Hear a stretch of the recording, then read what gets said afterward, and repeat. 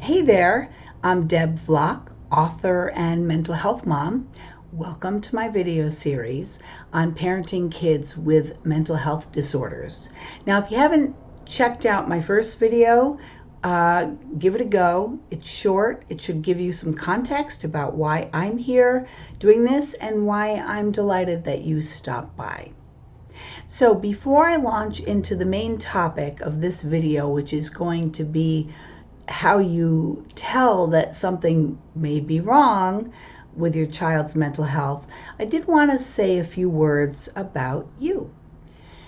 These videos are for anyone who's interested in the topic of mental health and mental illness, anyone who is either parenting, obviously, a child with a mental health disorder, or knows somebody who is, or anyone, a grandparent, a friend, a teacher, anyone who's got a stake in this growing public health issue of mental illnesses among young people in our society is welcome here, and I hope that there will be lots of information for you in these videos. Of course, I myself am a mental health mom, and my primary interest when I began writing about these issues and then making these videos was reaching out parent to parent to others like me, doing this really challenging job of raising our beloved children and advocating for them in the context of significant mental health disorders. So welcome, whoever you are, and I want to move on now to the larger topic of this video, which is, how do I know that something's wrong with my child's emotional status? How do I know that there's a mental health disorder brewing versus just some typical normal kid thing? And it can be hard to differentiate. Well, I want to talk in very general terms in this particular video because first of all, there are levels of concern, and you might see some behaviors that you are unsure about. They may seem ambiguous. You may feel unsure whether you should call the doctor. Is this really just kids being kids, teens being teens? Is it hormones? All of that. In a very general sense, I want to offer some guidance on that, and I can do it because I've lived it. I've done it, been there, done that a few times. And then in later videos, I'll go into more depth about different levels of concern and some really show-stopping symptoms and behaviors.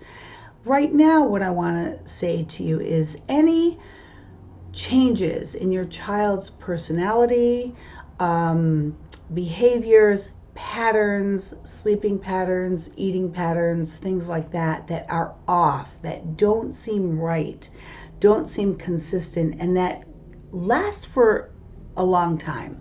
If your kid is off for 3 days and then goes back to normal, I don't know what that was. You may never know. I wouldn't worry too much about it unless it comes back and it becomes more regular and more prolonged. But prolonged differences and changes, all of a sudden you have a kid who's awake for 72 hours in a row, and that's never happened before, and maybe it happens more than once. That's something to be concerned about. Changes in, friendships, social life, school, grades, sleep patterns, eating patterns, as I mentioned, are all things to consider when you're assessing a situation for your kid. I can give you a couple of personal examples of things that my husband and I did not know how to interpret and didn't respond to in ways that I wish we had looking back. And one is that my child at the age of 3 maybe developed an obsessive fear of crabs. We lived in Boston. It's a city on the coast, but honestly we lived half an hour by subway to the waterfront, half an hour and then a good 10 minutes walk He'd never seen a live crab, and as far as I knew and still know, there were no little land crabs crawling around Boston. But it became this really obsessive and disruptive fear where he couldn't stop talking about crabs and worrying about crabs. Well, we thought, all right, whatever, we're all a little unusual in this family and it's going to pass. And it did pass, but it was replaced with other anxious obsessions.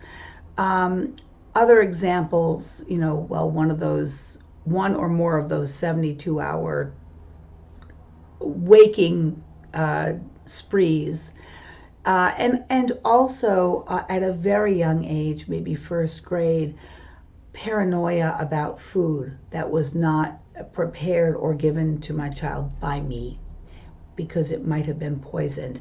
Where do these things come from? We had no idea, and we didn't understand them as things that ought to be looked into pronto. Of course, you learn, hindsight is 20/20, and you learn over time. But if you're seeing things like that and they just don't add up, or they're brand new behaviors and patterns that you've not seen before, start thinking about next steps. What might those next steps be? Research, reading. You can look things up on the internet if you do so with a grain of salt and with care. And I will be talking about searching online for information and diagnostic criteria and stuff like that in a later video. You can talk to friends, to family, to teachers. You can check books out of the library or get them online, at the bookstore, what have you. But ultimately what you're going to want to do if things don't go back to quote unquote normal or baseline, and if you still can't figure them out, you're going to want to make a phone call. And that phone call will be most likely to your child's primary care physician. Once you do that, that person can direct you to appropriate mental health clinical services. You want to see a professional. Don't do it on your own. You probably can't do it on your own. In fact, I'm 100% certain you can't do this on your own.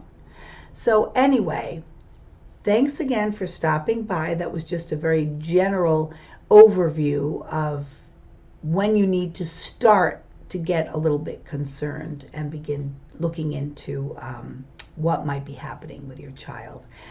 I'll see you soon. And again, thanks for stopping by.